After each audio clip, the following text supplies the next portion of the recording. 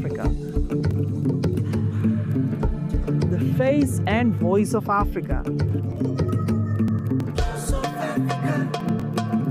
The story of resurgent and burgeoning Africa is here, only on the Pulse of Africa channel.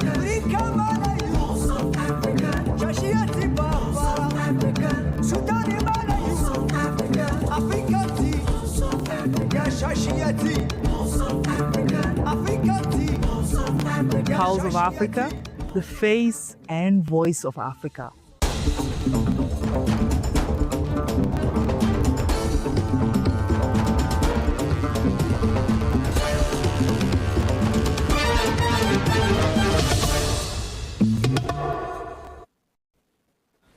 A heartfelt welcome to Pulse of Africa News. At this hour, we bring you the stories defining our continent. I'm Gamachi Samandida, and it's a joy to have you join us. We kick off today's broadcast with the latest developments in Morocco. Morocco welcomed a record 19.8 million tourists in 2025, a 14% rise from 2024, the Minister of Tourism, Handicrafts and Social and Solidarity Economy said in a statement on Monday. This record-breaking performance confirms the strong upward momentum of Morocco's hospitality industry and marks a new chapter in the country's development of the tourism sector. The ministry noted tourism revenue also surged, reaching $13.6 billion by the end of November, a 19% year-on-year rise. The ministry added, calling the figures a strategic milestone aligning with the country's goal to attract 26 million tourists by 2030.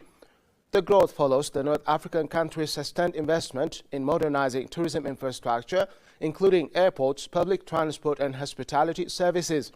Tourism is a key economic driver for Morocco, directly contributing 7.4% of GDP and providing about 880,000 jobs for 5% of employment, according to official figures.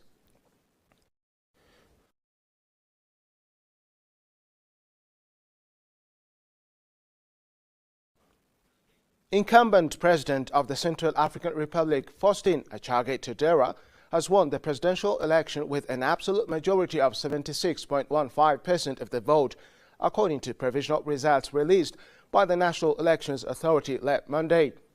Touadéra is far ahead of other competitors, including former Prime Minister Anicet Deglole, who came second with 14.66%. The provisional results will be submitted to the Constitutional Court, which will reveal the final outcome within days. Voting in the Central African Republic's presidential, legislative, regional and municipal elections took place on December 28, 2025. Having been in office since 2016, Touadéra, 68, was seeking re-election for a third term.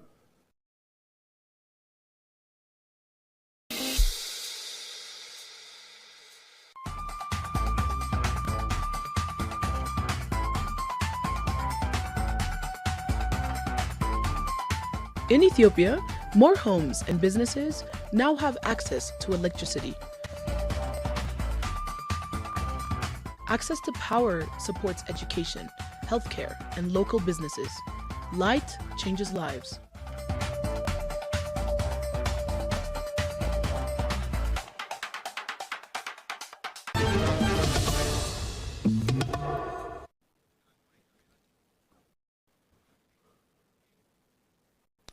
The government of Zimbabwe remains committed to surpassing 3 million metric tons of maize production by 2030 to bolster food security in this agro-based economy. Farmers are actively embracing climate-proof agriculture to enhance productivity. At Marsaland Farm in Umuzu District, Metabeleland, North Province, farm manager Mr. Pekile Moyo has planted over 40 hectares of maize on the 200-hectare property. Benefiting from the ongoing La Nina weather pattern delivering substantial rainfall, Mr. Moyo anticipates a bumper harvest. Maize production has shown steady growth over the years, rising from 1.7 million metric tons in 2028, Mr. Moyo noted. Minister of Lands, Agriculture, Fisheries, Water and Rural Development, Dr. Anxious Masuka, highlighted the sector's transformation in a recent interview. I just want to show you the transformation that is taking place in terms of maize production. In 2018, we harvested 1.7 million metric tons, and we project that we will be at 3 million by 2030, he said. With favorable La Nina conditions supporting the season, prospects for increased yields are promising, aiding national efforts towards self-sufficiency and rural development.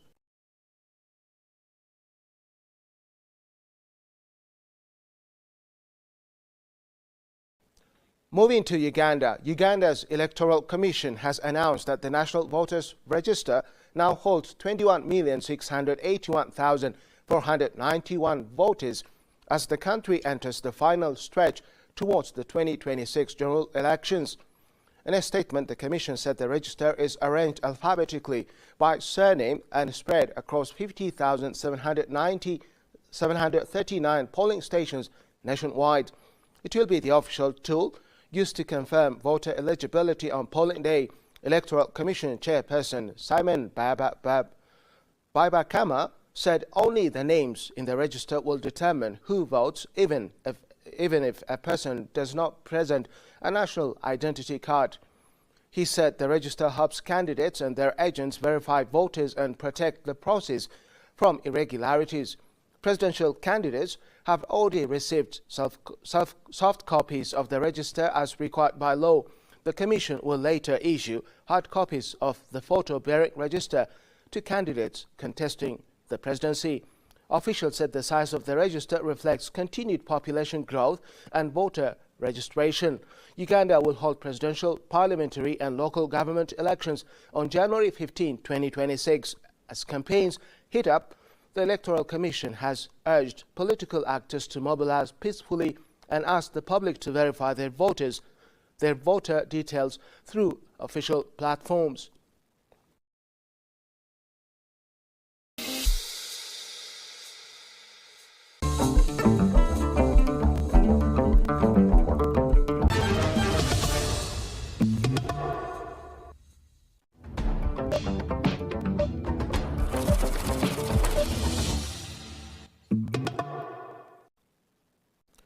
Moving on to business news. Kenyan President John Mahama has assured teachers that his government will review the single spine pay policy and address concerns over the three-tier pension scheme. This comes as calls grow for improved salaries, better funding and safer working environments. The assurances were given at the 54th National Delegates Conference of the Ghana National Association of Teachers, GNAT, held at the University of Professional Studies, Accra, UPSA. Speaking at the conference, Reverend Isaac Owusu, President of Ghana National Association of Teachers, GNAT, emphasized the need for urgent reforms to safeguard teachers' welfare. He added, "We face an ongoing crisis regarding the condition of service where many teachers struggle with inadequate salaries that do not reflect their hard work and dedication. It is incumbent upon us to address these issues head-on." Reverend Owusu also declared zero tolerance for assaults on teachers, warning that schools may be shut down if attacks continue. Addressing the concerns raised, President Mahama acknowledged the challenges with the current single spine pay policy, describing it as very crooked and promising a thorough review. On pension, the President pledged to assemble a working team to review and improve the system, ensuring workers feel secure as they approach retirement. He described assaults on teachers as unacceptable and assured Ghana National Association of Teachers, GNAT, that as for assault on teachers, I'm with you 100%, will deal with it.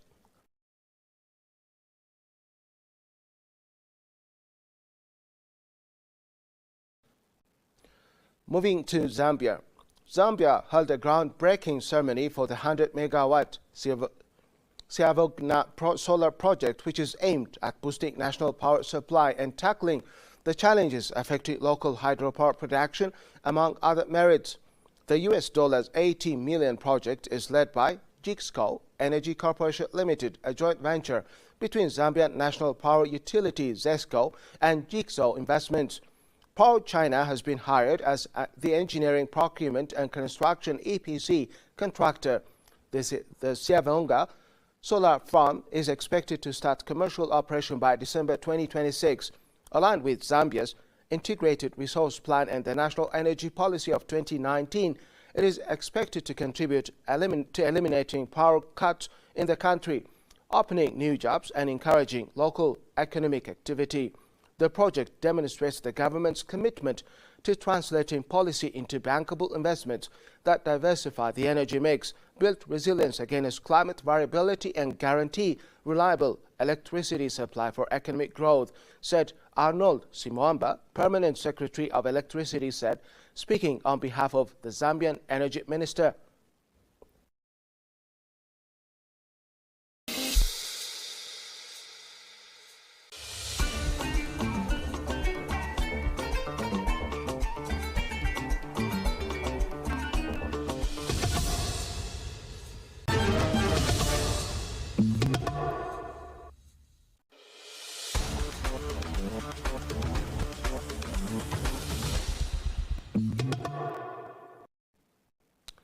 Finally, sports. ES Sétif and Gambian winger Gibril Sillah have officially ended their collaboration, with both parties agreeing to part ways with immediate effect.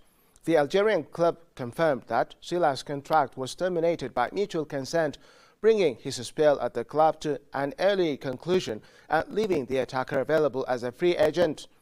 Despite his relatively short stay, Sillah made a notable contribution to AS Sétif's campaign. The dynamic winger featured in 13 matches across competitions and registered 5 assists, showcasing his creativity and ability to influence games from wide areas. His performances earned him recognition among the club's attacking options, as he consistently provided service for teammates and added pace to ES Sétif's forward line.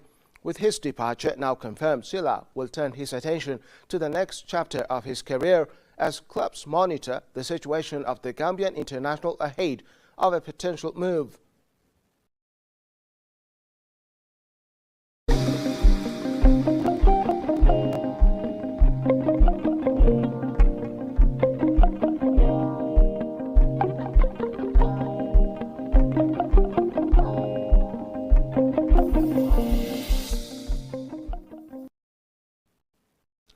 Let's take a look at the weather forecast across Africa.